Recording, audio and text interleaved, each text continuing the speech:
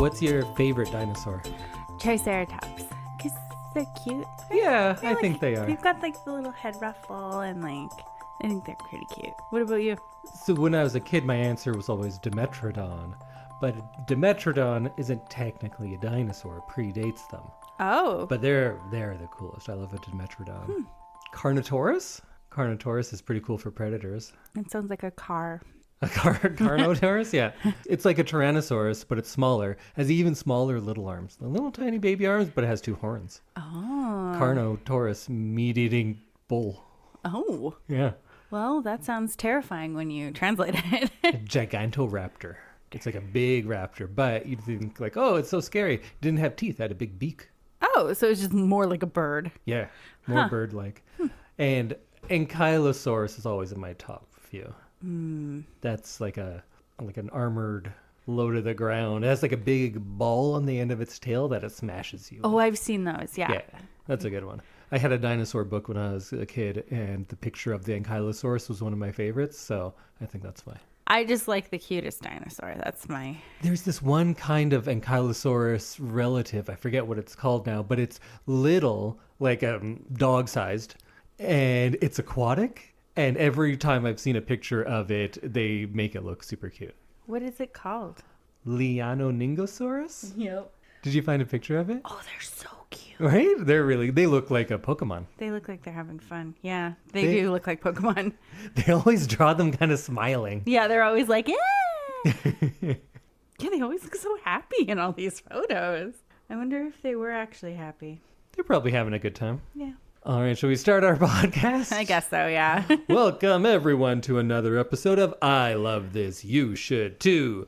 My name is Indy Ankylosaurus Randhawa, and with me is Samantha Triceratops Randhawa. That's me. That's you. So, we are talking all about 1993's Jurassic Park today.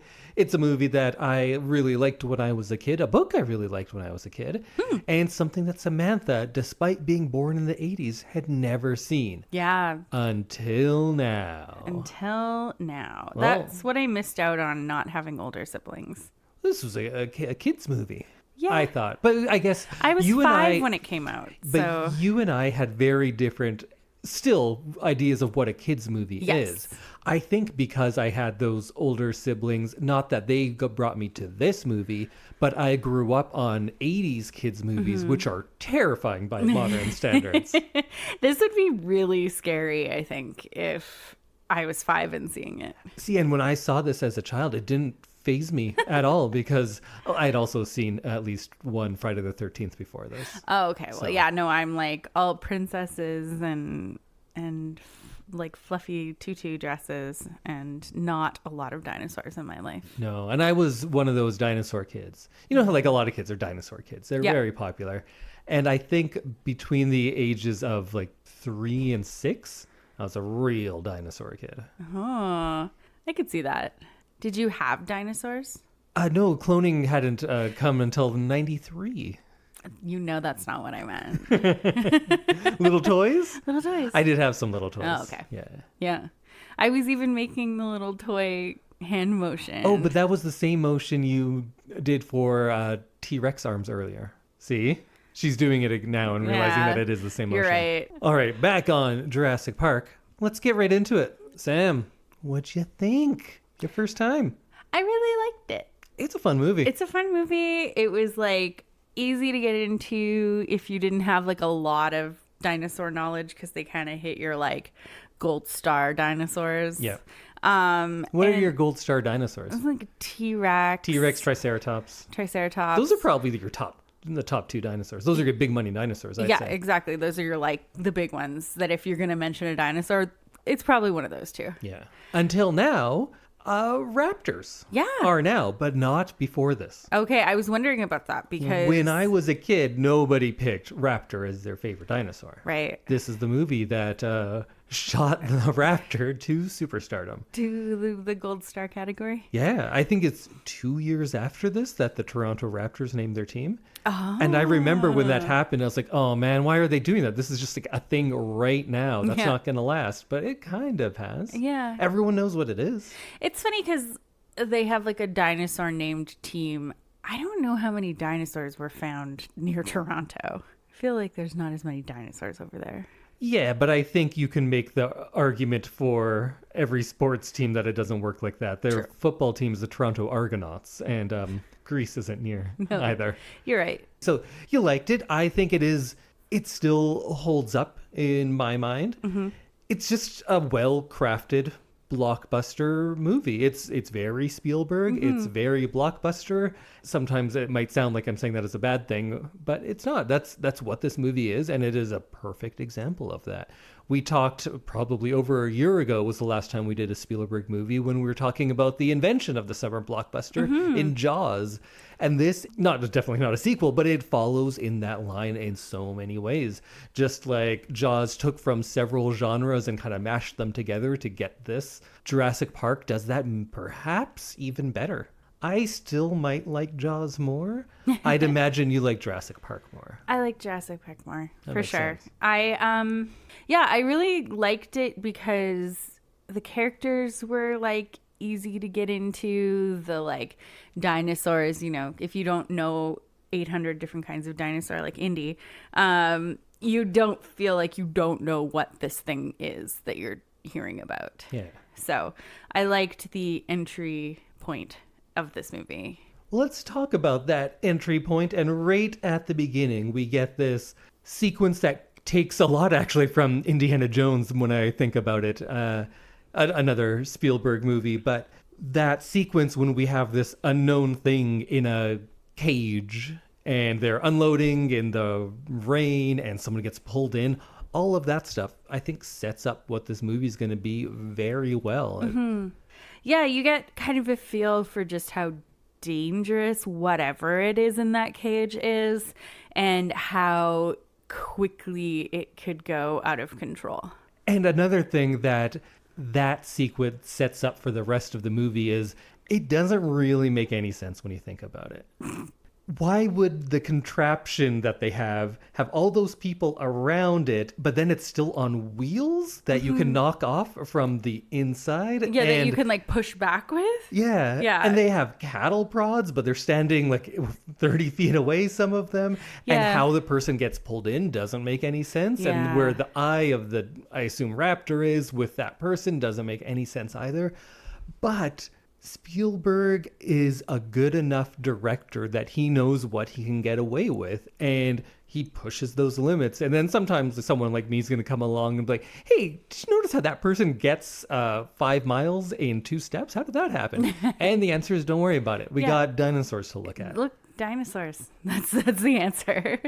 Because that sequence is classic Spielberg. It has tension being built. It has great set. Mm-hmm. And it brings emotion even though we don't even know who these people are yet. And I do tend to criticize Spielberg as being a little bit overwrought in his sentimentality.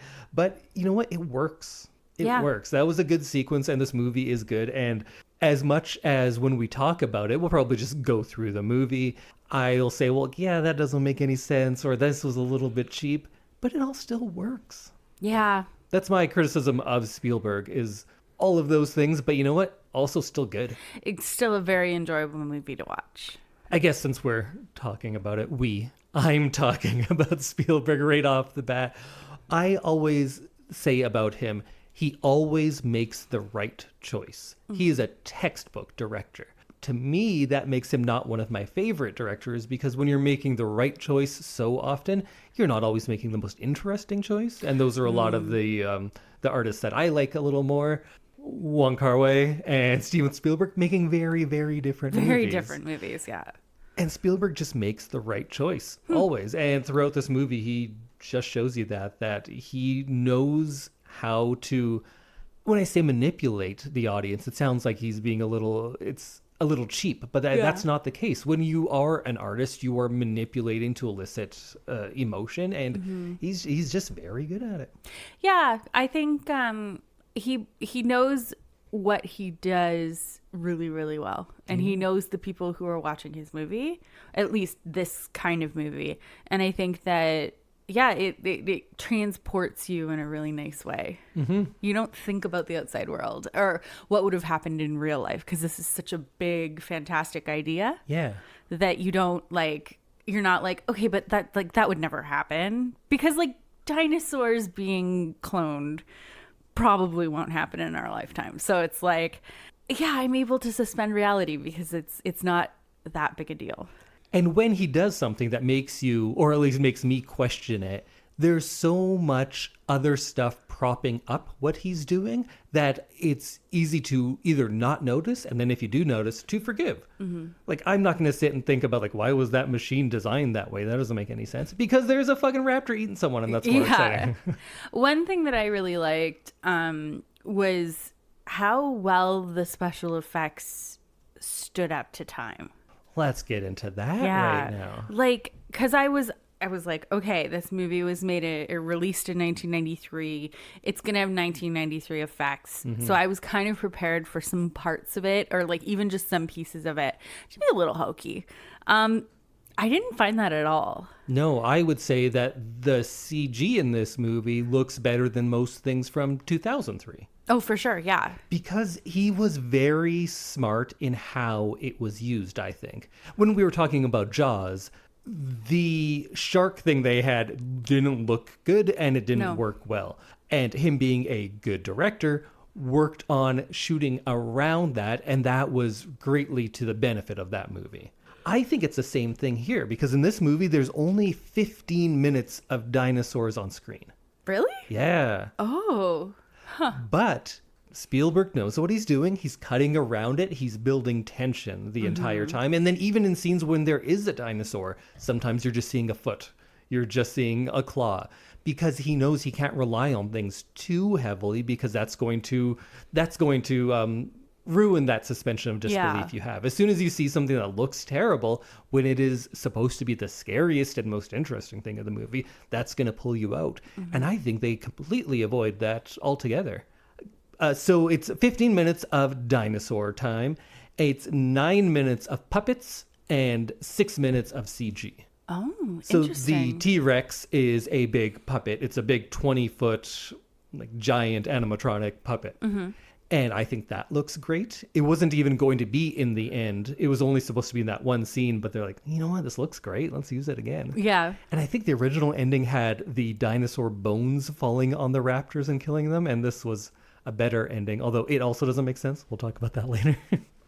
And then when they did use CG, it was like the field of dinosaurs running, something like that, where it doesn't put a magnifying glass on it, so we can't see. Because there isn't there's not a great juxtaposition between real life and CG. Yeah. Yeah. So when you get Jar Jar Binks standing next to Obi-Wan Kenobi, you're like, ooh, that looks weird. That does not look Even good. though it looks great. Yeah. Like, not great. It's so much more advanced. Yes. But it looks off. It's the way you're using it, I think. Yeah. Yeah. And I think if you are in 93 with the skills of Spielberg and you're using it very selectively, like he does with, like in Jaws, you can do so much more than if it's 2003 and you're using the technology then and you're just showing it all the time because you're like, look how great we can do these things now. Yeah. And it doesn't age. Those ones don't hold up. Like if you watch the first Star Wars prequel now and you see some of the characters, they don't look great. And that is as big of a budget movie as there was, right? Yeah, true. And I'm sure he had as much free reign to do it. Well, I think that was the problem, was George Lucas had too much free reign. Yeah. And in this, from what I hear, Spielberg wanted to do more, and a lot of different people were like, no, rein it in. He wanted to create new dinosaurs. Oh. Like, what if it was crazier and had this and this and this? I think that would have taken away from this. Absolutely. Seriously, because it's things that did exist, whether or not like they've, figured some other things out about dinosaurs since 1993, but and they've figured out that maybe 3 dinosaurs were actually just one dinosaur and they got like bits and pieces of dinosaurs. I have an answer if you want. Sure. So what was inaccurate, the Dilophosaur, the one that spits and has that frill? Oh, yeah. That's actually a much larger dinosaur. Oh, okay. It's like 10 feet tall, but they didn't want They just don't want that in that scene. No. Also, the frill doesn't exist, I don't believe. And the spitting is made up, but it very well could. We don't know. Yeah, right? like never having seen a live one. But that was, the spitting was in the book too. Oh, and I read the book last week. I reread it. I was going to say. I couldn't find my old grocery store paperback from when I was a child, but luckily I work at a library. Yeah. So, yeah, I think if he had created new dinosaurs, it would have been too fantastical then. yeah, you already have dinosaurs. Like the coolest thing that you don't need we've to make never new ones. seen. And I think in those Jurassic World movies, I think they start doing that. Oh. And the other thing is the size of the Velociraptor. Velociraptor is smaller, but then after this movie came out, they found a new species of raptor that's pretty much this size and looks like this. So they kind of predicted it. So it works out now. Okay. Just like a brontosaurus. A brontosaurus isn't an actual dinosaur. It was, I can't even remember what it was, but it was during the dinosaur wars, they called them, when everyone was like, hey, I got this dinosaur. And it's just finding new ones. Who can find the most dinosaurs? Yeah. And they had the skull of, I don't know which ones, but let's say the skull of a brachiosaur on the tail of a diplodocus. And they're like, look, it's a brontosaurus. And that was not a real thing. But then the term worked out so well that people like saying brontosaurus for all of those. Right. But then they discovered a new species, and they're like, we should just call this one brontosaurus. People already say that anyway. Oh, that's interesting. Yeah, I feel like because science has come so far, it would have been really kind of cheap to make up things for something that's already very fantastical and great imagination fodder. Oh, yeah. Back to the movie. Right.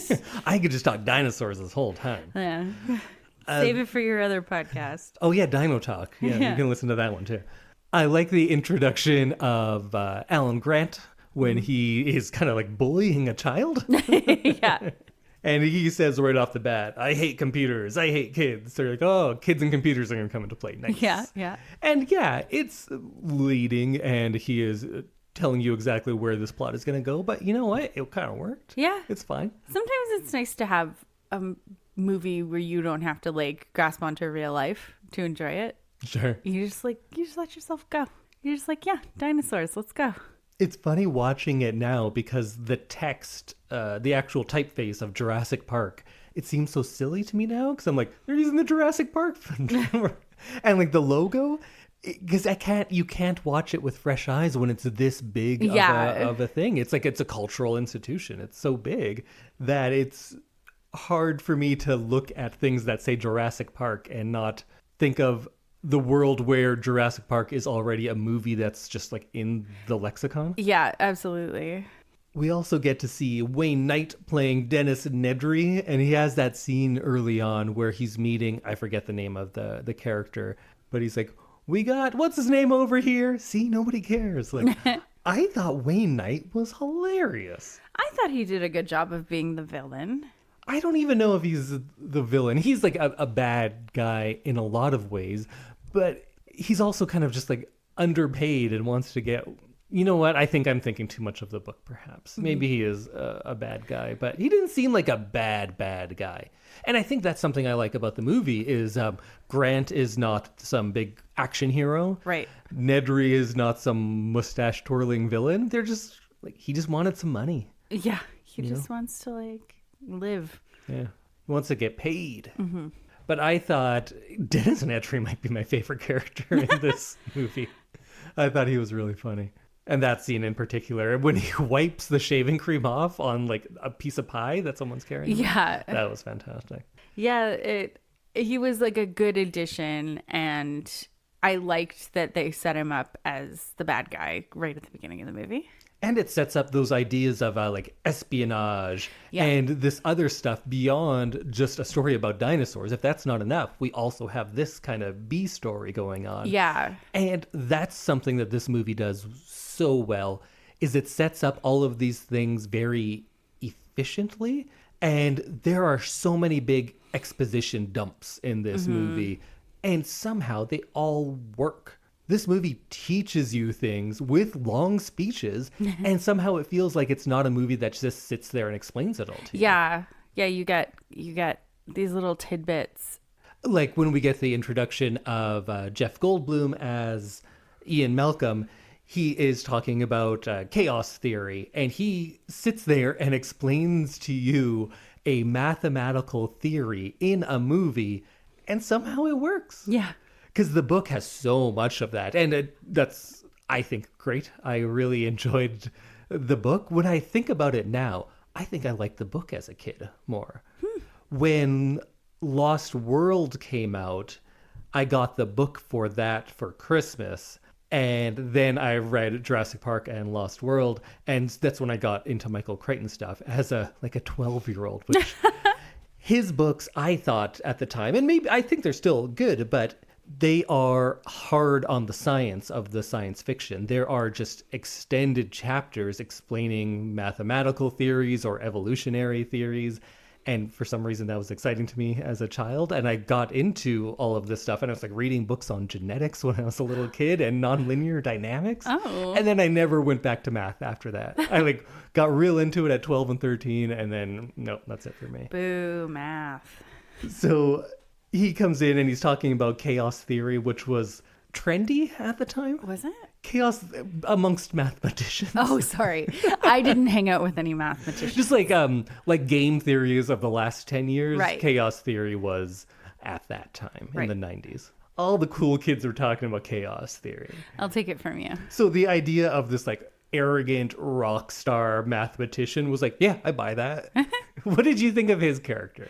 I liked him being that kind of slimy, swarthy guy who knows he's attractive and is just very, I don't know what the right word is for him, but very sure of himself. Yeah, he's I'm the smartest man in this room, and I want everyone else to know that. Yeah, and he's yeah, and I'm charming, and the ladies love it, and that's kind of his whole thing, and I like it because he's claimed all of that for himself, and he's but I'm also the smartest person in the room. Goldblum. Have you seen much Goldblum? I've seen him in some things recently. I don't know that I really knew much about him before the last 5 years. Because I think around this time when I was a kid, Jeff Goldblum was up there in my lists of favorite actors. I really liked a lot of his stuff. That's funny because he's just he's great in this. And that inexplicable shot of him just shirtless. Yeah. You had a full 30 seconds of him just laying He's there. He's not even talking. No, he's just looking at the camera and just laying there shirtless. We were going through the plot, but we've abandoned that. Let's talk about the actors in this movie, because that's something I really appreciated about it. Not that these are all my favorite actors and every performance was great. I think everyone was pretty good. I liked Goldblum and I liked Wayne Knight best. Who's your favorite? I really liked Laura Dern. I thought he was great. And I thought... And I really liked her with Sam Neill. Mm-hmm. I liked them together. Are they together? I don't know. It was pretty ambiguous. So I thought at one point... Goldblum says oh, are you two? And I thought Sam Neill goes yeah. Yeah. But maybe I made that up in my mind. No, I think I got happened, that too. Right? Okay. Or it felt maybe we are, maybe we aren't kind of loose. Because they never as much as touch each other in this movie, really. No. I kind of thought might hug at the end. It might be you know how they're on the dig together in the middle of nowhere and it's right place, right time kind of thing. Oh, they're just a dig couple. Yeah. Camp couple. Yeah. I kind of thought that's what it was because there's 10 people on this dig. You kind of end up with one. My other reading of it is they are a couple. She wants to have children and he doesn't. And then this is what cements that he will now have kids. I see. But in the book, they are different characters and she's 24 and he's 40 and they have no romantic relationship at all. Oh, see, I really liked that are they, aren't they kind of. I like thinking that they are a couple, but they don't, this is just how they are. Oh, yeah. It's true, because mostly in movies, if you're a couple, you're making out all the time. And it's really, really obvious that you're a couple. Whereas in this, I liked that it wasn't right in your face. Mm-hmm. Because that's not really what the movie was about. No, it's not a romance movie. Just the casting in general, I liked that there aren't any superstars. Because I guess at this time, maybe Goldblum's the biggest name? I don't even know. Maybe. Like, Sam Neill is a name. Laura Dern did like Wild at Heart, and she's known, but I don't feel like they were talking about making this movie with James Cameron doing it with Schwarzenegger in the lead. Like, that's a different movie. That's a Schwarzenegger movie. That would be weird, and I don't like it. And I like that they didn't do that. I feel like every blockbuster now, you have to have an A-list cast that has already done Prove multiple themselves, movies that have made $100 million at least, and probably have at least one Oscar nomination. Mm-hmm. You can't get just kind of the right person for the role always. You have to get a name first. Mm-hmm. And I think here they just went like, you know what, this guy kind of works. Yeah. And I think they did. I think they all worked. I have to say I'm very excited to see Jeff Goldblum in Wicked. He's playing the wizard. Oh, yeah. Interesting. I'm excited about that. I still like him. I still like watching everything he does, but I do feel like now he plays a caricature of Jeff Goldblum and everything because he's gotten big. It's a thing. Yeah. Now you are Jeff Goldblum. You hire people to play themselves a lot more than it used to be the case. Yeah. But I really like the him, thing he does. So, I'm not upset about it. Oh, and then we get Sam Jackson. Speaking of that, Sam Jackson not playing Sam Jackson like he does now. Yeah. I don't know if this is the last time I saw him play something. No, that's not true. He does branch out. But for the most part, after Pulp Fiction, he plays kind of that role. Right. And here he's like a nerd. Yeah, which I liked seeing him as a different role. Yeah. It's refreshing. It really was. I also liked Richard Attenborough as John Hammond. Yeah, he's very jovial and Santa Claus-like. Yeah, he'd be a great grandpa if he wasn't creating things that almost murdered me every time I went to go visit him.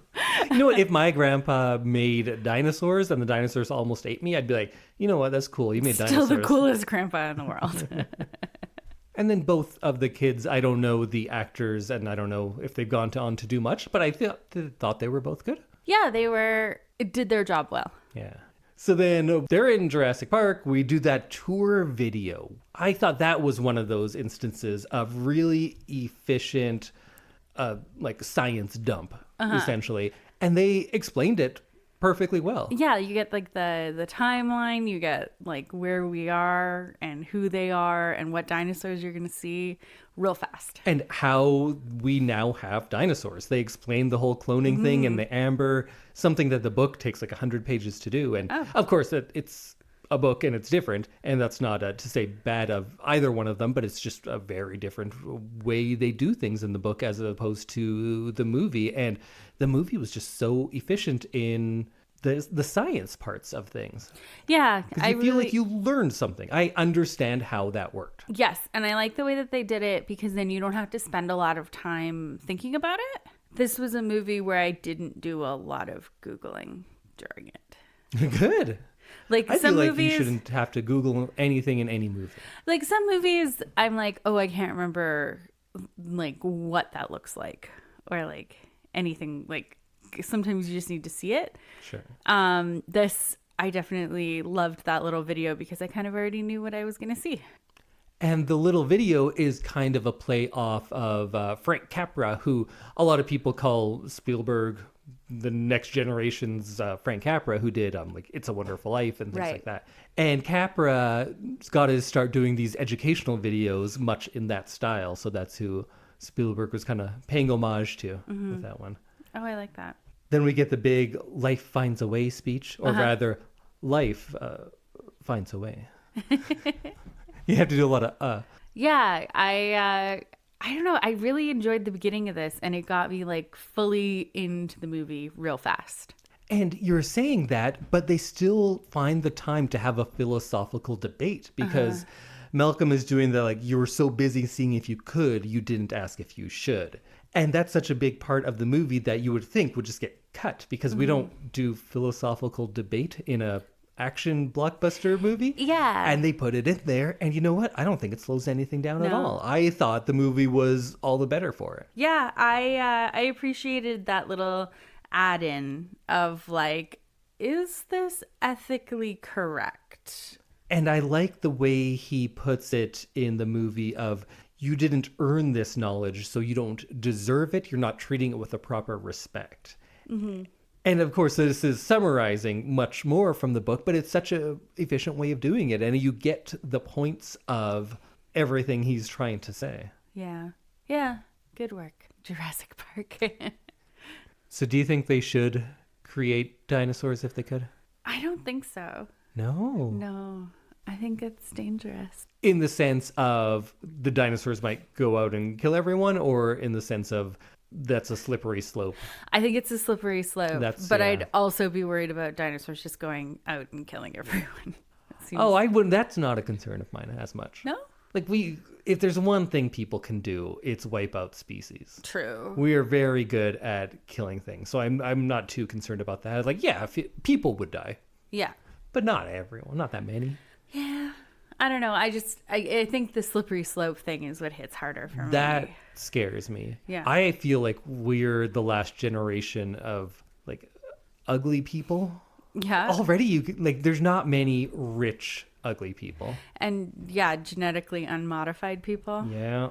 I think that's very, very true. And I think that if someone was like successfully able to create a dinosaur using like bits and pieces of other like DNA and stuff, that's not a good sign for just like having a baby the old fashioned way. Or well, it'll just make it more that all the rich people are going to be however tall they want, whatever features they want, they'll look like whatever they want, and the people who can't afford it will be the rest. And if there's not already enough of a marker of who's rich and who's poor, they will look physically different. Yeah. And I think that's already the case. Yeah. Just yesterday, actually, I was going to say I read a study. I did not read a study. I read the headline of a study that was talking about how with 80% accuracy, people can tell who is rich and who is poor by looking at a picture of their face. Because you just take care of yourself in a very different way. Yeah, you've got access to things that normal people don't have access to. I feel like I'm in the last generation of I have a gap between my two front teeth. Yeah. That's just not a thing anymore. No. Yeah, you can fix it. Yeah. I had my teeth fixed. Well, I guess we could have in my time as well. My time, way back then. Way back in my time. I would just like to remind everyone that Indy and I are only 5 years apart. But yeah, it seems like too slippery of a slope for me to want to like get excited about making dinosaurs. Oh, wait till you learn about CRISPR. What's CRISPR? Scary, man. It's also so amazing, but also very scary. And I'm not saying this isn't amazing and this wouldn't be so very cool to see. Yeah. I just... You don't think it's worth the cost? I worry about where we go after that. Or during it. I guess this movie gets into philosophical debate, so we are allowed to as well. Absolutely. But I am thankful that I won't live to see genetic modification in people being the norm, because I feel like that is where things will go, and I don't think it's that far away. No. Because of things like CRISPR, which allows for gene editing. Right. So they can edit your DNA. It is possible already. So what they were looking at is they have partial DNA from a woolly mammoth, and with CRISPR, they can take parts of Asian elephant DNA and fill in the gaps. Because when something is that old, even though a woolly mammoth is frozen and preserved, the DNA is not intact because it's been 4,000 years. I don't know. Yeah. Around that. And yeah, you get some degeneration. Yeah, definitely. But they do have the technology that they could fill it in with an Asian elephant using CRISPR. Using CRISPR, you could like change people's eye colors and stuff. That's crazy. Yeah. I don't know. I find that very scary. But it's terrifying. Yeah. It's amazing and terrifying. Like Jurassic Park, the movie we were once talking about. Once upon a time, Remember we started when talking about Jurassic Park. They get into the Jeep and she's like, whoa, an interactive CD-ROM. Yeah. There were a few like technology mentions that I was like, man, that was like the height of technology at the time. And that shows you how much more amazing this movie is, that it's only the references that are dated. Yeah, absolutely. So we get more of Grant being angry at kids, like especially with the kid who wants to talk about the things he loves. And still he's like, no, get away from me, you kid. But then it gets into things I was going to say quickly, but it is later in the movie than we think, when we get the time where they kind of stall out in front of the T-Rex. Rexy. Is that her name? Yeah. She's in a bunch of the other movies too. What do you mean?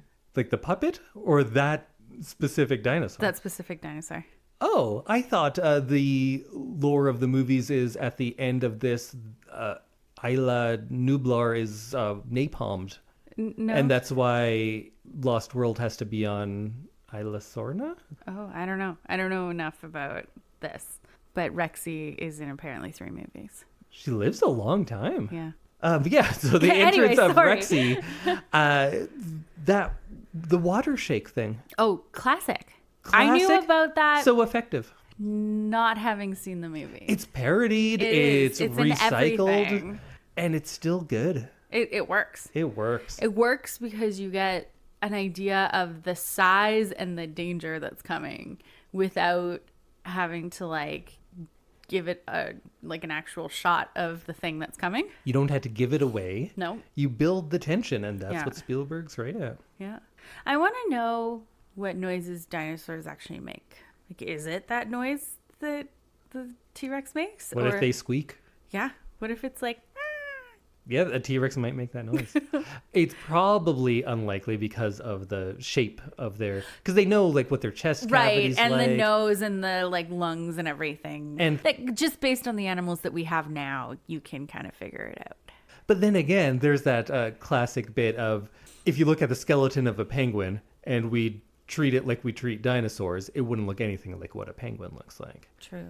If we treated a lot of things the way we treat dinosaurs, we would be so far off. True. And we, like, are finding out now that some of them might have had feathers. That we didn't. Many did. That's another thing this movie did. It definitely reinvigorated or reinvented the summer blockbuster in a lot of ways, but it brought a lot of things into pop culture that were just like science nerd things. The idea of a warm-blooded dinosaur, Right. that was just not something a normal person would ever consider before, because we always thought of dinosaurs, even in movies when they were depicted in cartoons or in stop motion, they moved very differently. They're very reptile-like. And they were slower moving, they were lumbering, and they probably didn't talk about the blood often, but they were cold-blooded, and that was just assumed. And that was in science for a very long time, And I would have too. assumed that, too, just based on how they looked, because they look more like lizards and snakes and, like, that kind of thing. Yeah. And I think a lot of the problem is they are neither. Like a Dimetrodon I was talking about, which predates dinosaurs, is more like a mammal than it is a reptile. But it's from a time where, like, yeah, reptile and mammal weren't the things then. This is too far back to put our classifications on it. Right. And dinosaurs are kind of the same way. Because now we know that, yes, many dinosaurs definitely had feathers, many had fur. And some had beaks and no teeth. Right. And you're like, oh, so it's a bird. And you're like, no, it's a not really. dinosaur. Yeah. And of course, dinosaurs were around for so long that within the time they were around, these classifications changed. Because Right. we often forget about how long a dinosaur was around. Because a T-Rex is closer to us today than a T-Rex is to a stegosaurus. Whoa. Like, dinosaurs were around for a long time. That is wild to me. We're closer to a Dilophosaurus than Dilophosaurus is to a raptor. Yeah, because you kind of just assume it is like Jurassic Park and all of the dinosaurs are just there. Yeah, Right? They didn't. Like- a lot of these dinosaurs didn't live at the same time Right. at all. They would and never not have by met. not by hundreds of years, but by millions of Yeah. years. Like you really, I guess I grew up thinking, and maybe it is because of Jurassic Park, even though I like didn't see it, but just the way that dinosaurs are talked about, it's like, I don't think I ever really realized that most of those dinosaurs wouldn't have ever met. Really, it should be called Cretaceous Park. Most of the dinosaurs are from the Cretaceous period, but that doesn't sound as good. Okay, nerd. Oh yeah, but what I was saying, this movie brought so many scientific theories that were usually just for people who are really into that sort of thing into the mainstream, and types of dinosaurs even. So we were talking about the Rexy, Rexy. Now that I know her name. That T-Rex is probably magic. Yeah. It warps a lot because it's at the fence and it puts its hand on the fence and then it gets out and you're like, oh, okay, that makes sense. But then when we go over the fence with the car, it's a 40-foot drop there. So that T-Rex was floating perhaps. Yeah, that's what I don't understand. There was a couple of times where I'm like, that's impossible. And then at the very end of the movie, I think like nobody notices this because it's just a well-crafted movie. But we do a pan around and we see the raptors who are converging on them in the kind of like the main hall. Mm-hmm. And then a T-Rex appears. But we just saw that area 4 seconds ago. And there was no, like, you would see a T-Rex. Yeah. It's not around the corner. No. There was no corner. And we have already established you hear them coming. Yeah. But it was just there. It was kind of Deus ex Tyrannus.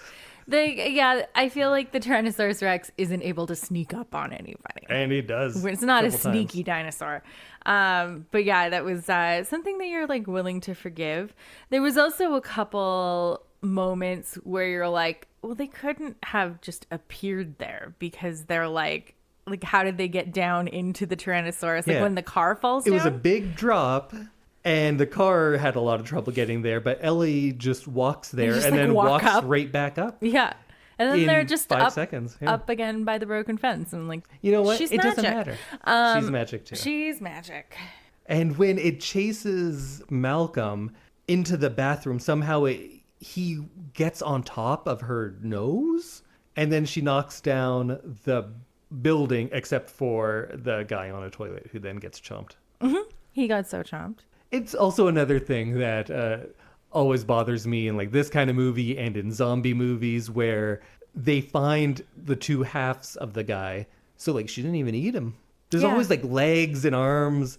And the raptors too just kill people, but then don't eat them. Yeah. Because then the bodies fall out in a scary way. Yeah. It should be like a eaten up corpse. It's like the goat.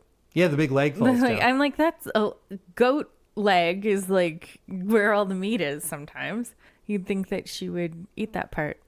We were saying how the CG all looks very good. 2 times where I thought things didn't look good were not the places you'd expect.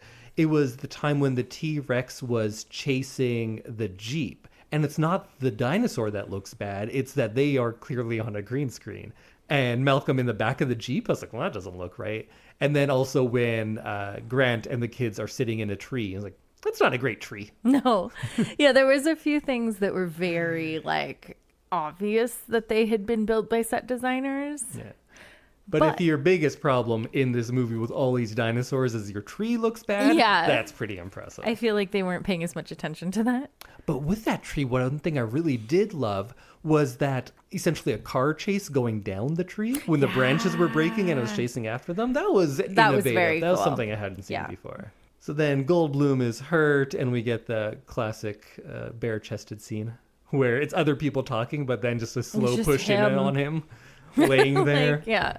And it's also kind of funny that he just lays down for the rest of the movie. Yeah. He doesn't he's not doing much for most of the movie. Yeah. He's just laying down, being Jeff Goldblum.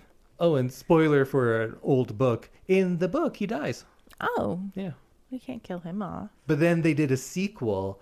And in the Lost World, the sequel of the book as well, they say like, oh, actually, he didn't forget about it.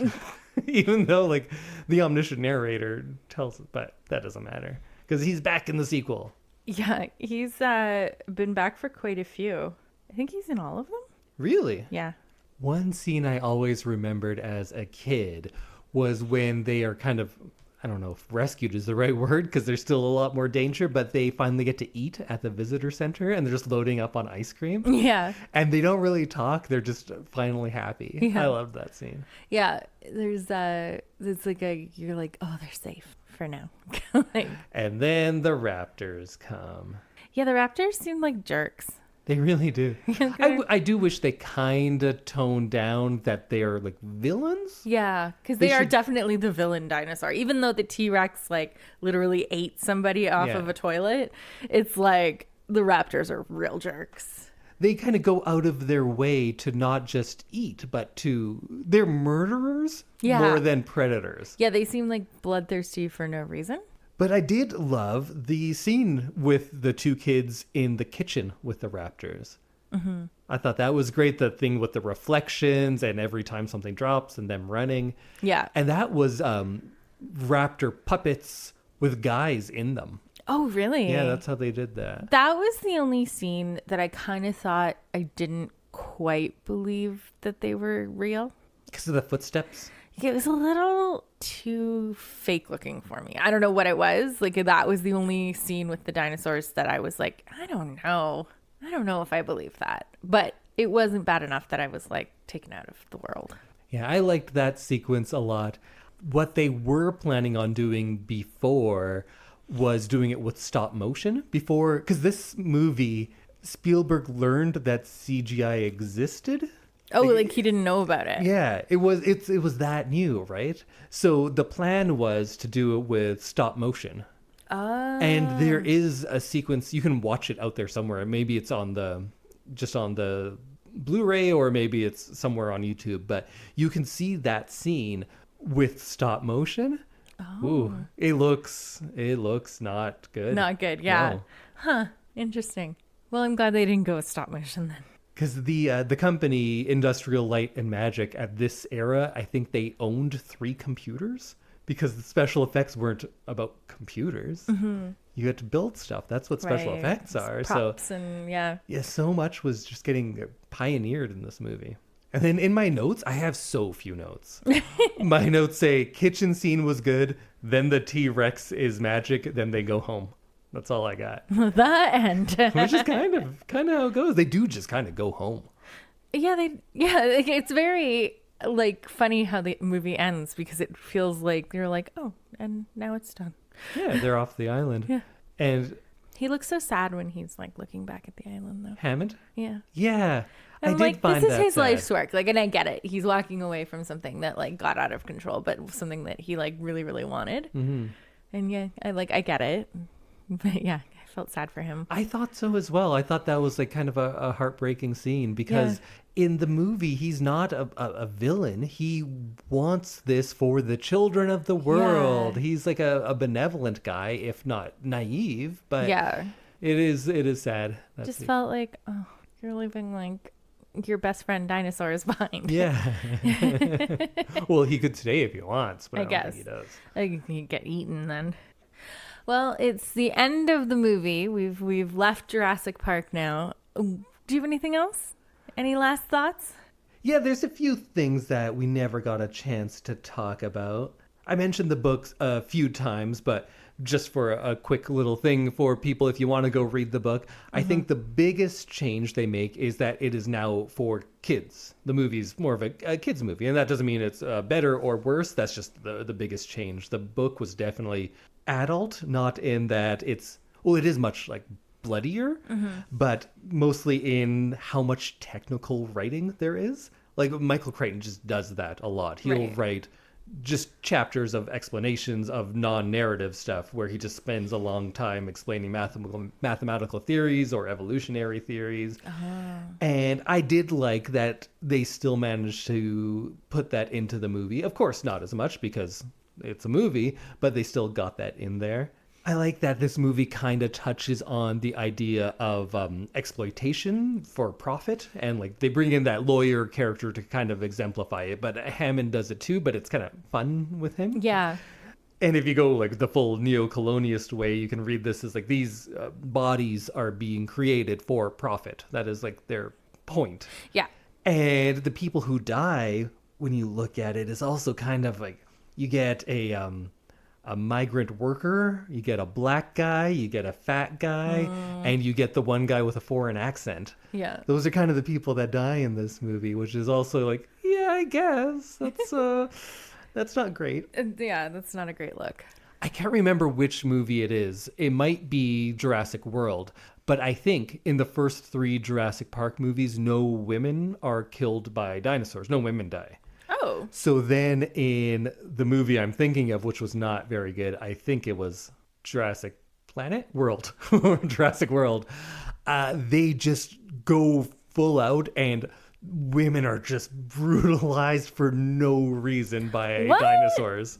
The dinosaurs are just chomping them down. Like, a woman will be like, hey, kids, don't do that. Like, here's your comeuppance, and a dinosaur tears her apart. And, like, a woman will, like, burn cookies, like, here's what you get. And they just kind of go the other way after giving women a pass before that, which I thought was kind of funny. That's so funny. Yeah, they really doubled down on it. They were like, oh, wait. I think someone pointed out, like, hey, do you know when women never die in this movies?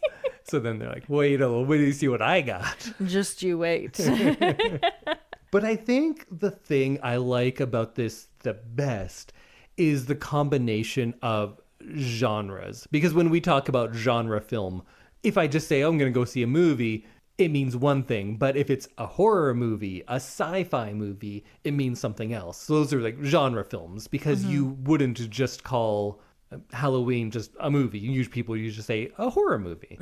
So I love how it blends so many different genre films. Like, you have the sci-fi element, and I think people don't often think of Jurassic Park as a science fiction movie, but it is. It is. Oh, for sure. Definitely is. So much so that they spend so much time just straight up explaining genetics to you. That's a sci-fi movie, and they use that to great effect. And then sometimes it's just a straight up horror movie, because it borrows a lot of pacing from 80s slasher movies. If you look at it, and I might be going too far, I think the setup and pacing of this movie is very similar to the 79 Halloween. Oh. Early on, we set up this emotionless killing machine, and it's present, but it's not going to come out until an hour into the movie, right?